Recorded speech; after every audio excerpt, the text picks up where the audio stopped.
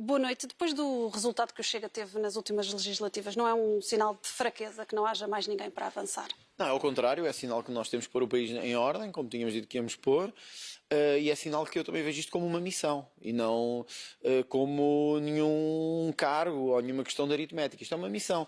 Quando nós temos que pôr o país na ordem, nos vários aspectos, na luta contra a corrupção, na questão da imigração, na questão do combate à pobreza, dos jovens, nós temos que dar a cara para ter o melhor resultado possível. Aliás, não é por acaso que as sondagens têm vindo a demonstrar que, independentemente das empresas que as fazem e dos órgãos que a publicam, nós conseguimos estar na segunda volta destas eleições. Ou seja, eu acho que vai haver uma grande disputa nestas eleições, pela primeira vez em 50 anos, sobre se este regime é o melhor que temos para Portugal do ponto de vista da sua organização, se este sistema é o melhor que temos para Portugal, e eu estou a conseguir, e o Chega está a conseguir, e este movimento de gente está a conseguir. Mas não sendo o partido de um homem só, como vai repetindo, não é estranho que nos momentos decisivos seja sempre o mesmo homem que aparece? Como foi Sá Carneiro e como foram outros na história da política portuguesa. Sá Carneiro tinha uma frase que era esta: há momentos que é preciso arriscar, cortar a tempo e conseguir as transformações que o país precisa. Eu sinto que às vezes é preciso arriscar para transformar. Eu sei que muita gente não gosta da minha mensagem, muita gente não gosta do que eu digo, mas o país está a mudar. Nós temos que dar um abanão no país. Este estado de epidemia, de corrupção por todo o lado, de descontrole por todo o lado, nós temos que pôr ordem nisto. Esta é uma candidatura que quer pôr ordem no país e que não tem medo das palavras. E eu acho que isso é uma grande vantagem para chegar às eleições do dia 18 de janeiro e as pessoas dizerem se é isto que querem, se não é isto que querem. É clareza democrática e isso é muito bom. Muito obrigada.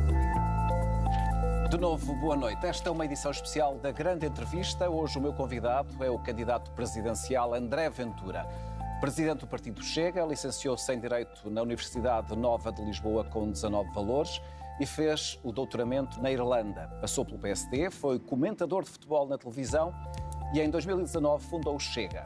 6 anos depois conseguiu o feito de se tornar o líder do maior partido da oposição, a Conselheiro de Estado e agora candidato presidencial. Tem 42 anos. André Ventura, muito obrigado por vir esta noite à Grande Entrevista e à RTP.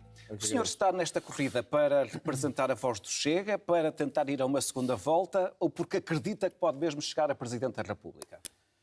Deixe-me agradecer o convite por estar aqui, agradecer a si, agradecer à RTP o convite a estar aqui. Não, eu candidato-me sempre para vencer e acho que o Chega tem condições, por isso eu pedi também o apoio ao partido, depois de se tornar líder da oposição, de dar este abanão no sistema que nos parece importante nestas eleições presidenciais. E, portanto, candidatamos-nos para vencer. E eu candidato-me para vencer. Se me perguntar assim, é a eleição que desejava e é a eleição que queria? Não é, eu disse-o desde o início. Mas acho que era o general Ramalhianes que dizia isto. Eu não vejo a política como um cargo, nem como uma vontade. Vejo como uma missão. E é exatamente como eu vejo. Eu vejo a política e esta candidatura, muito especificamente, porque eu tenho um perfil evidentemente mais executivo do que simbólico, e portanto eu não gosto de cargos simbólicos e não vejo a presidência como um cargo simbólico. Esta é uma candidatura de missão e não uma candidatura de vontade, de cargos. É de missão, é de eu entender e ter entendido, e o partido também ter entendido, que o sistema precisava de um abanão, que eu podia representar esse abanão, que eu tinha vontade, no sentido que tinha disponibilidade, mas não o cargo em si e não pela disputa em si. Portanto, diria... Mas acha que pode fazer esse abanão com mais força na presidência do que no governo? Vamos lá ver, a Presidência da República é o cargo mais alto da nação portuguesa. Quem o tem é um privilégio enorme. Poucos o tiveram, é um privilégio porque personifica a nossa nação, a República que temos. Nesse sentido, eu acho que a influência da opinião pública, dizer à opinião pública o que tem que ser dito, dizer o que precisa de transformação, na Presidência da República tem um epicentro. Eu quero ser esse ator de transformação contra a corrupção, contra a imigração descontrolada no país, contra um bocadinho a bandalheira em que nos tornámos em várias matérias, até em termos económicos, e o fracasso que o país teve. Eu quero ser essa voz de mudança. Mas acha que esses são os poderes do Presidente da República? São também, porque, repare, nós temos tido na Presidência da República estilos diferentes. Eu falei de Ramalhianes por isto. Ramalhianes também era novo, novo, não é que eu seja é muito novo, já fui mais, mas Ramalhianes tinha 40 e tal anos quando se tornou Presidente da República. Tinha um perfil claramente também mais executivo e foi um presidente capaz de afirmar os valores que ele na altura entendia que eram certos, os valores da democracia, do pluralismo, contra o totalitarismo da esquerda e da extrema-esquerda, e foi capaz de, a partir do Palácio do Belém, transformar o país em muitas coisas. É por isso que começo já por dizer, quer dizer, eu não acho que nenhum dos presidentes da República depois do 25 de Abril tenha sido incrível, não acho mesmo. Apesar de eu, quando nasci, já a República estava com algum tempo, já tinha alguns anos.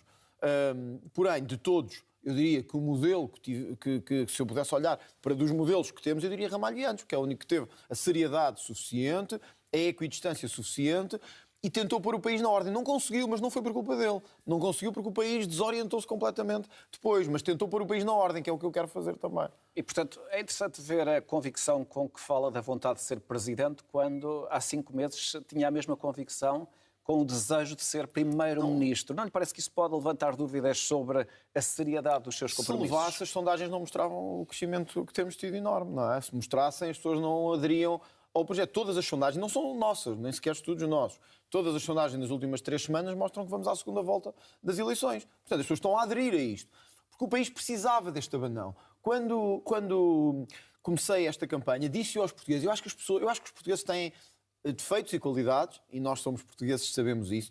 Eu sou muito português nesse sentido. Eu tenho provavelmente os defeitos e as qualidades que os portugueses têm. Eu falei cara a cara com as pessoas. Eu disse-lhes, esta não era a eleição que eu desejava. Até queria que outro protagonista avançasse ou que outros pudessem fazer isso. Pedro Passos Coelho era um exemplo, podia ter avançado. Teria, da minha parte pelo menos, esse apoio. Pedro Passos Coelho não quis avançar.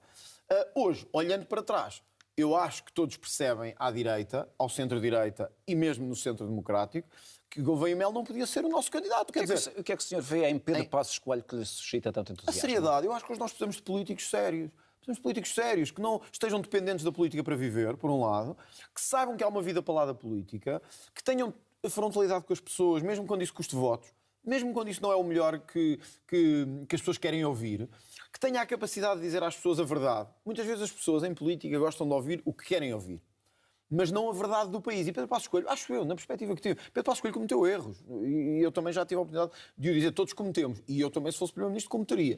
Pedro Passos Coelho cometeu erros, porém, vejo nele a seriedade, os valores e, sobretudo, a capacidade que teve de se adaptar a este novo tempo, por exemplo, em matéria de imigração. Eu ouvi Pedro Passos Coelho dizer uma coisa que eu ando a dizer há anos, que é, se não tivermos cuidado, em breve seremos minoritários na nossa terra. Quando eu ouço isto, eu vejo Pedro Passos Coelho devia ter avançado. Não o fez. Foi uma decisão legítima, porque as pessoas nem sempre estão disponíveis para estas lutas. Portanto, eu sinto hoje que esse espírito de frontalidade, de seriedade, tinha que vir para estas eleições presidenciais. Foi isso que eu tentei fazer. E é isso que eu estou a tentar fazer. Atenção, humildemente, eu não sou o Pedro Passos Coelho. O Pedro Passos Coelho tem certamente muito mais qualidades. Porém, sinto que esta mensagem do Pedro Passos Coelho era importante ser corporizada também numa candidatura. E eu queria corporizar essa candidatura nestes valores. E como é que o senhor vê os poderes do Presidente, os poderes atuais do Presidente? Acha, por exemplo, que deveria ser mais interventivo? Gostaria, por exemplo, de presidir ao Conselho de Ministros? Eu acho que toda a gente que for votar no dia 18 de janeiro, quando chegar o dia das eleições presidenciais, sabe uma coisa. Ninguém vota no André Ventura, com 42 anos, líder de um partido, se quiser um corta-fitas. Um Américo Tomás, enfim, ou o Marcelo Rebelo de Sousa, a versão mais soft. Não é. Eu não sou nem Marcelo Rebelo de Sousa, nem o Américo Tomás. Eu não sirvo para cortar fitas, nem para fazer inaugurações. Então o que é toda a gente sabe isso. O que é que pretende fazer na presidência? Eu pretendo ter uma voz firme, olha, no combate à corrupção, por exemplo. O Presidente capaz de olhar para o que se está a passar no país e dizer isto não é aceitável, isto tem que ser alterado. Eu dou-lhe um exemplo. Há 2 anos atrás, por causa de uma secretária de Estado cujo marido tinha um pequeno problema, problema criminal, o Presidente da República disse há aqui um ónus nesta governante, não me parece fazer sentido que ela continue, há aqui um problema. Porém, deixou passar uma série de outros com suspeitas gravíssimas de receberem dinheiro público indevidamente, ou de receberem dinheiro fora das suas funções, ou até de corrupção, e não fez nada sobre isso. Eu serei o Presidente que dirá sempre a verdade, que dirá às pessoas assim, meus senhores, o Governo é que escolhe os seus ministros e os seus secretários de Estado, mas há um limite que a República tem. O limite é pessoas de integridade.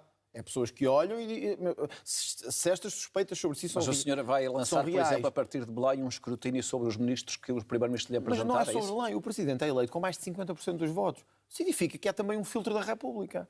Significa que deve ser um escrutinador da República. Não serve. Nós não estamos a pagar o salário. De acordo com os poderes, com a legislação e com a Constituição, quem escolhe os ministros é o Primeiro-Ministro, não é o Presidente da República. E comunica ao Presidente da República para efeitos de exoneração e para efeitos constitucionais. O Presidente da República, com a legitimidade que tem de eleição, não se pode tornar numa figura de corta-fitas. Tem que servir para alguma coisa. O servir para alguma coisa é ser um barómetro e ser um filtro na luta contra a corrupção. Por exemplo, eu estou a dar um exemplo só de corrupção, porquê? Porque nós temos tido tolerância excessiva desde o Palácio de Belém em relação quer aos governos regionais, quer aos governos nacionais, de práticas de corrupção. Eu não quero estar agora, nem quero pegar no general Ramalhianes e monopolizar a figura dele. Mas era o general Ramalhianes que há poucos anos disse assim: Portugal hoje está com um problema. Tem uma epidemia de corrupção. Uma epidemia de corrupção. Um presidente que esteja verdadeiramente focado em mudar o país tem que mudar este estado de corrupção das coisas. Como é que se faz isto? Quer a partir de Belém, quer a partir de São Bento, quer a partir de outro sítio qualquer. É dizer a verdade às pessoas e ter que perceber que, quando se é Presidente da República e se tem a capacidade que se tem de intervir na opinião pública, nós temos que dizer assim, como eu diria: este Ministro tem suspeitas gravíssimas sobre a sua conduta, não deve continuar. O Primeiro-Ministro fará, obviamente, o que entender, mas isto tem um peso político, mediático, público, enorme. Eu quero ser esse Presidente. Eu gostava... E também era um Presidente que gostava de presidir os Conselhos de Ministros? Eu, sinceramente, presidir a coisas não é o meu... ou seja, não é isso que me move. O que move... Deixa-me só dizer isso, Vitor. O que me move é mesmo as causas.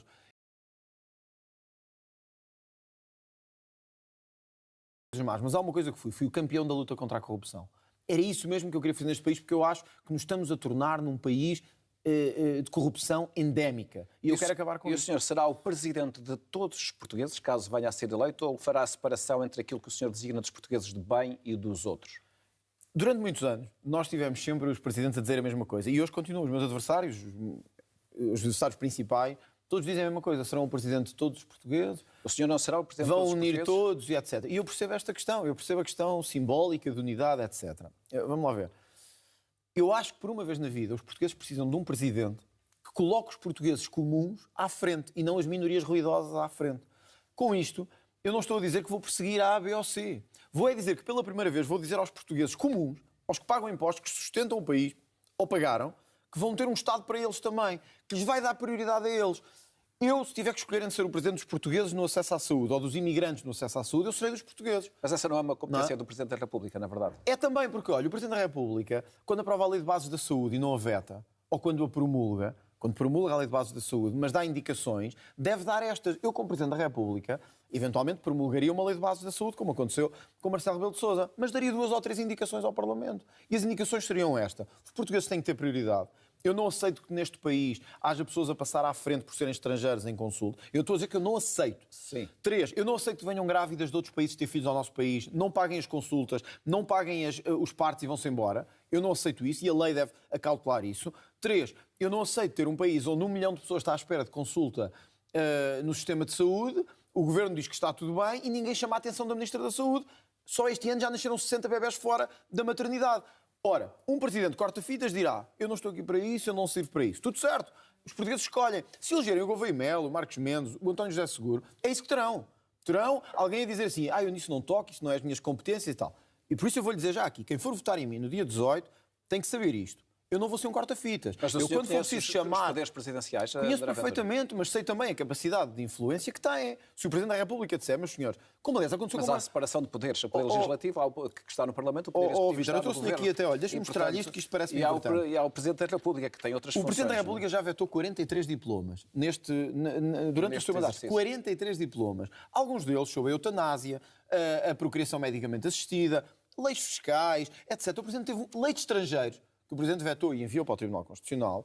O Presidente tem um poder importantíssimo que as pessoas têm que compreender.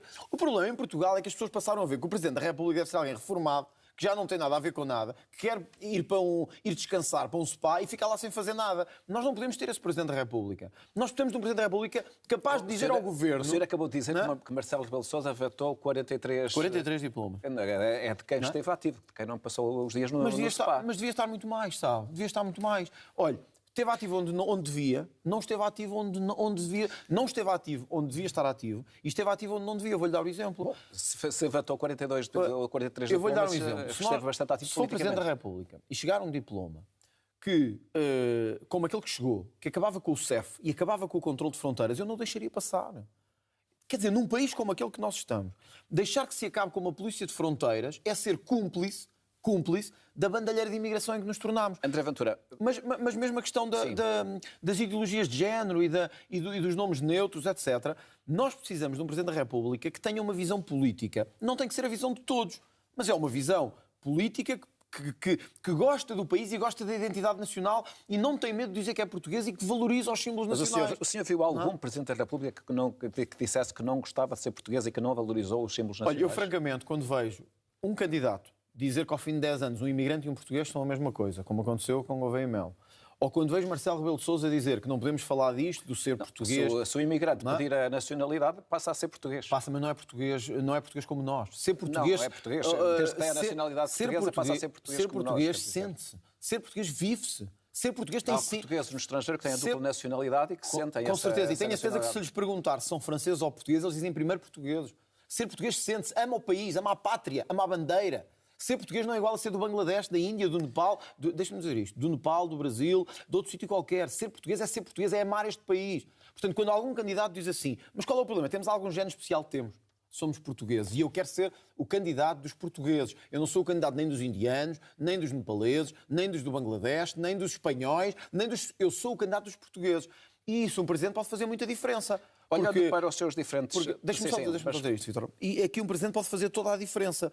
Porque quando promulga leis que tornam os portugueses e os outros praticamente iguais, quando não faz a chamada de atenção ao governo que os portugueses têm que ter a prioridade no acesso às casas, à saúde, está a trair o seu próprio país e está a trair o seu próprio povo. Portanto, eu não serei o presidente de todos no sentido em que eu não serei o presidente dos criminosos que vêm do Brasil para Portugal e ficam cá a viver. Não serei o presidente desses portugueses. Também não serei o presidente, vou dizê-lo francamente, também não serei o presidente daqueles que há anos estão, ou há séculos, que estão neste país, mas não conseguem nem pagar impostos, nem integrar-se, nem cumprir as nossas leis. Portanto, também não serei o presidente desses. Agora, gostam disto? Gostam. Não gostam disto? Não votam. Votem nos mesmos de sempre. Votem nos que votaram sempre. Olhando para os diferentes candidatos na corrida, quem é ou quem são os seus principais adversários? A minha questão não é... Eu acho que, perante os números das sondagens, isto não é desvalorizar ninguém, perante os números das sondagens, há 4 candidatos mais fortes ou com mais possibilidade de passar à segunda volta. Gouveia e Melo, André Ventura, Marcos Mendes e António José Seguro. Sim, segundo as sondagens e segundo os números. E eu respeito-os a todos.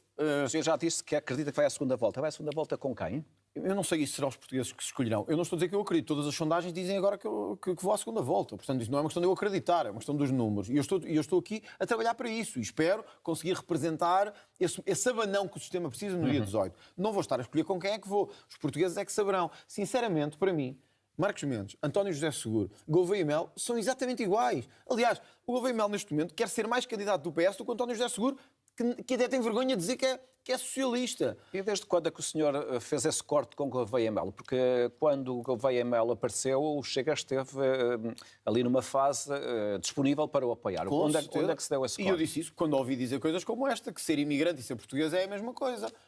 Ou que a lei dos estrangeiros foi bem vetada pelo Presidente da República. Quando tivemos a fazer um esforço monumental no Parlamento para conseguir fazer o que este país precisava. Pôr controlo e uma coisa básica. Impedir que quem vem para cá venha viver de subsídios. Quer dizer, quando eu ouço um candidato presidencial que eu ponderei apoiar, dizer que concorda que as pessoas possam vir para cá viver de subsídios da Segurança Social ou que a lei da nacionalidade não está bem... Olha, a burca.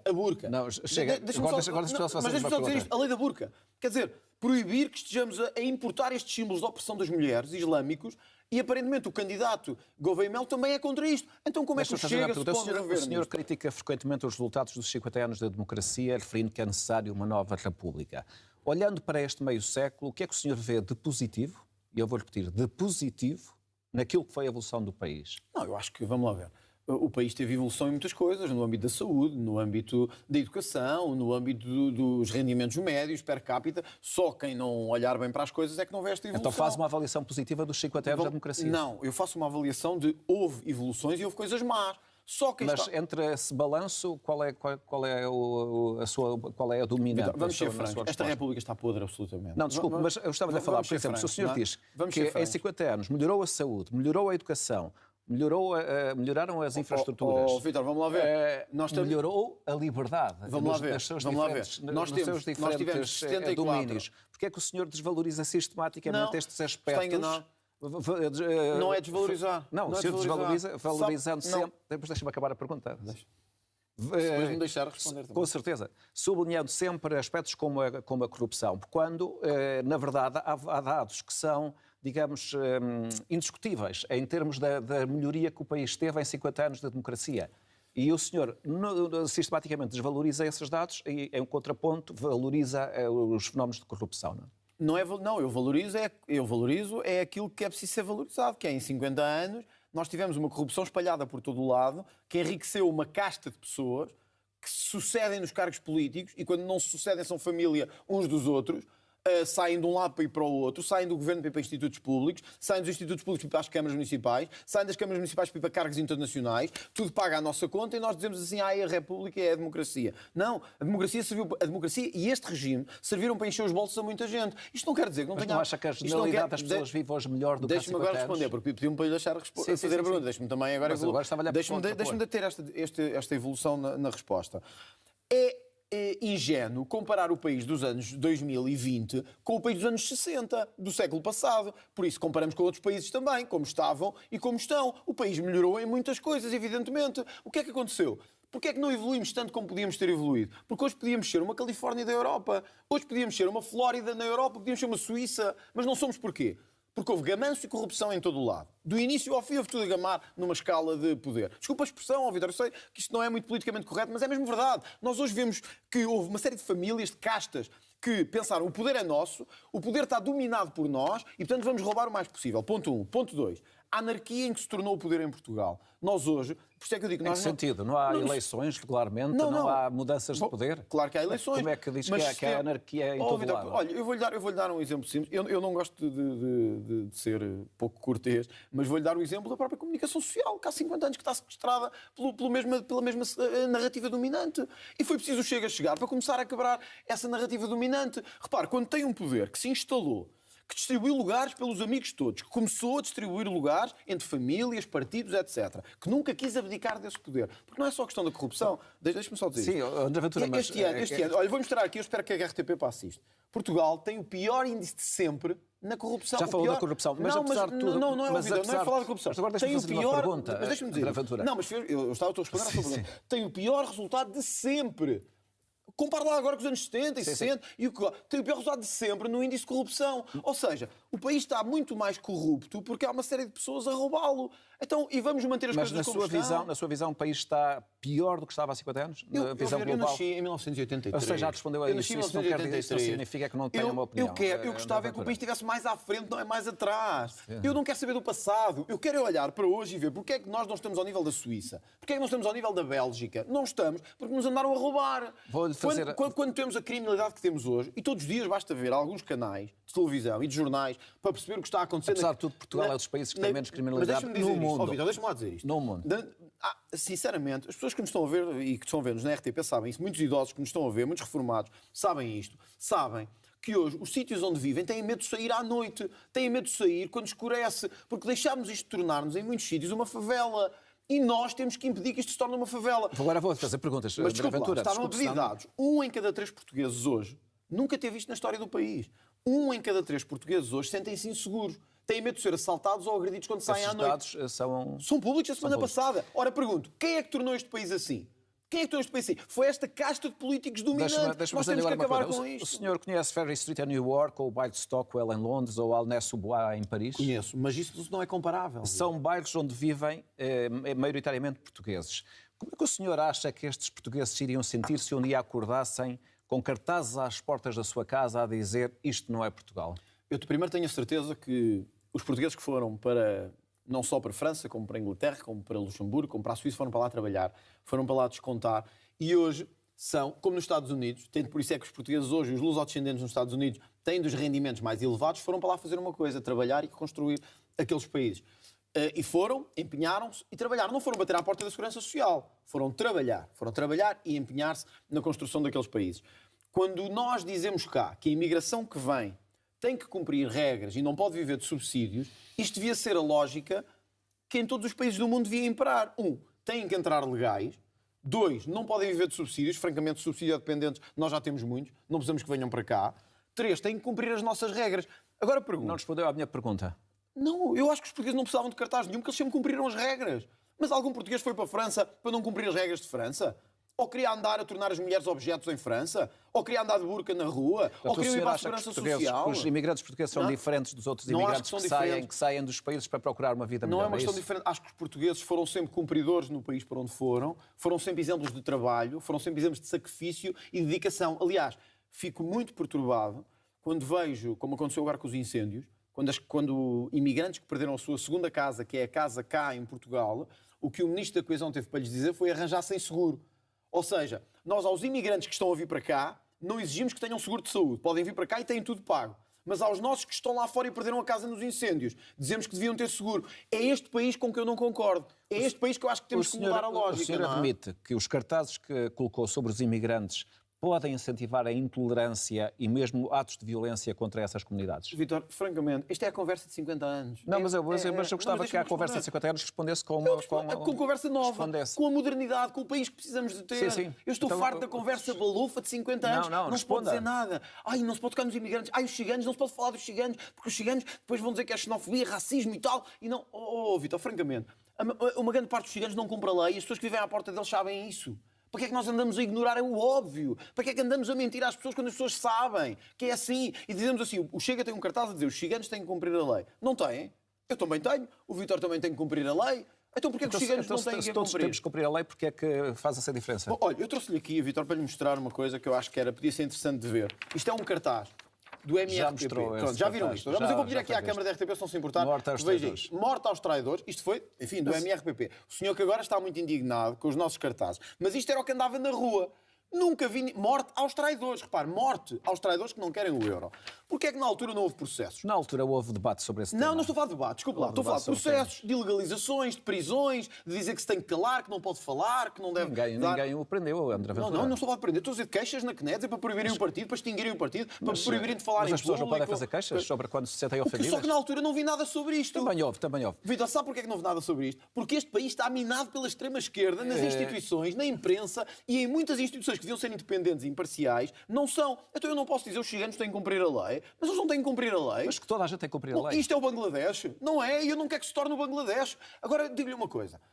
Não, mas a minha pergunta eu acho que isto não é o Bangladesh e nunca deve ser. Agora quero perguntar isto agora imagina... Eu não posso dizer isto. Mas eu não posso dizer agora gostava de fazer uma pergunta. Mas fez uma pergunta, eu estava a responder. Sim, estava. Eu sei que não está habituado a esta energia. Se as suas respostas são infindáveis, eu tenho que o interromper. Mas isso não é culpa minha. Se está habituado a candidatos mortos, não é culpa minha. O senhor assume-se como católico praticante e já foi filmado a rezar em igrejas. Como é que concilia essas suas convicções sobre a imigração com as posições da Igreja Católica sobre este tema? Eu vou-lhe recordar uma frase que o Papa Leão XIV, no mês passado, numa homilia, disse: os barcos que procuram avistar um porto seguro não podem e não devem encontrar a frieza e indiferença ou o estigma da discriminação. O senhor não é sensível a estas palavras do chefe da Igreja Católica de que o senhor faz parte?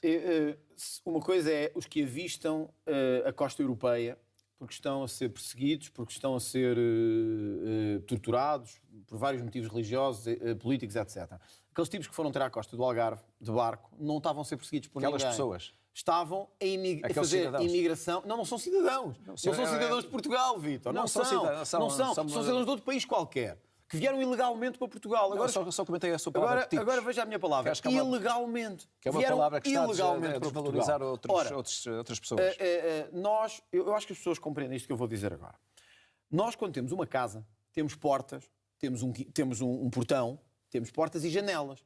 Quando deixamos de ter portas, janelas, deixamos de ser uma casa. Passamos a ser um terreno a céu aberto onde todos podem usar e abusar. O serviço de saúde dos portugueses não é para usar e abusar. As casas que há... Já repetiu esse argumento. Deixa-me terminar, por favor. As casas que cá temos não são para usar e abusar.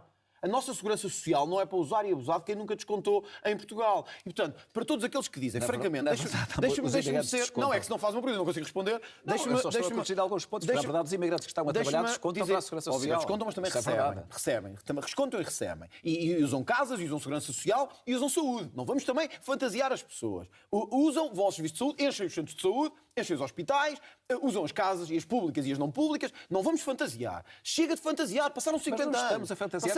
Então vamos ser verdadeiros. Agora deixa-me dizer isto, que eu quero dar uma mensagem às pessoas. Posso dar esta mensagem, que é esta. A todos aqueles que acham, sendo católicos ou não sendo católicos, que nós devemos receber toda a gente que precisa, toda a gente para vir usar o nosso serviço de saúde, as habitações, toda a gente que quer vir usar a nossa segurança social. Eu tenho uma mensagem. Metam-nos nas vossas casas. Porque o país não pode aguentar mais estar só a receber pessoas que nunca descontaram e os nossos e os nossos idosos e a nossa classe média não têm acesso nem à habitação, nem à saúde, nem à segurança, nem a nada.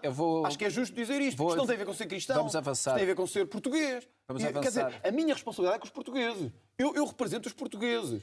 Todos eles, católicos, não católicos, representam os portugueses. É isso que eu quero fazer. A dimensão das suas respostas é tão longa que se torna difícil fazer perguntas. Mas o senhor acha que vale tudo na comunicação política para ser mais falado e eventualmente ter mais votos? Eu vou-lhe fazer esta pergunta pelo seguinte. Mas é tendenciosa a pergunta. Não é tendenciosa, eu vou contextualizá-la. Numa entrevista ao Semanário Novo, em 28 de maio de 2021, o deputado Diogo Pacheco de Amorim, o senhor conhece muito bem, um homem relevante do seu partido, disse o seguinte: nós não podemos funcionar dentro da bolha das pessoas bem educadas, porque a maior parte das pessoas não o são e só entendem esta linguagem. É isso que explica o tom do discurso do Chega? Primeiro, o tom do Chega é, acho eu, bem educado. Quando eu digo isto não é o Bangladesh, os chiganos têm que cumprir a lei, não estou a ser deseducado, ou estou. Uma coisa é ser educado, outra é ser a conversa morna e frouxa, que vocês se habituaram em 50 anos. Isso é outra coisa. Não diga vocês, não é? porque não meta todas as pessoas nos mesmos... Deixa-me dizer, eu sei que estou na RTP, mas olha, vou-lhe dar um exemplo de conversa morna e frouxa. Desculpe lá eu estar na RTP, mas também tenho isto aqui para mostrar. Houve há pouco tempo, um dos nossos membros do partido foi envolvido num processo e foi detido. A RTP, à tarde, passou isto. Está aqui. Um indivíduo do Chega tinha sido detido e vejam quem é que está aqui. André Ventura. Está a ver? Não é este senhor que aqui está, Marco Silva. É a minha cara. Conseguem ver isto aqui. Ontem, foi detido um deputado do Partido Socialista. Eu tive a preocupação de ontem à noite ver o telejornal da RTP, 0 referências ao deputado do Partido Socialista preso. Hoje tive a preocupação de ver se a RTP ia atrás do José Luís Carneiro, como andaram atrás de mim por causa disto. 0. Vi uma peça no Jornal da Tarde com 20 segundos, em que não metiam nem o José Luís Carneiro, nem o Partido Socialista, nem ninguém. Vítor, francamente, quando nós olhamos para isto, eu sei que se calhar agora vai-me cortar a palavra, mas sabe o que é que eu acho quando vejo isto? Francamente, é que isto está tudo minado. Quer dizer, quando é uma coisa do Chega, é destruir até mais não poder, atacar o André Ventura até mais não poder, destruí-lo ao máximo. Agora, um deputado socialista, desculpe dizer isto, um deputado socialista é preso por roubar menores da Assembleia Municipal na via pública. Setúbal. E a RTP fica em silêncio sobre isto. E o José Luís Carneiro não tem que dizer nada sobre isto. Agora não perguntam ao José Luís Carneiro se ele não faz uma triagem bem feita para os candidatos. Agora não perguntam ao líder do Partido Socialista Estamos a falar de um deputado municipal, quem era. Este nem deputado era, este era mandatário. E olha a minha cara aqui. Olha aqui a cara do André Ventura. Meteram a cara do José Luís Carneiro hoje. Não meteram. Vítor, desculpe lá. É mau serviço público. É mau serviço público. Colocar outra pergunta. Enviesado. Isto é o que ele estava a dizer.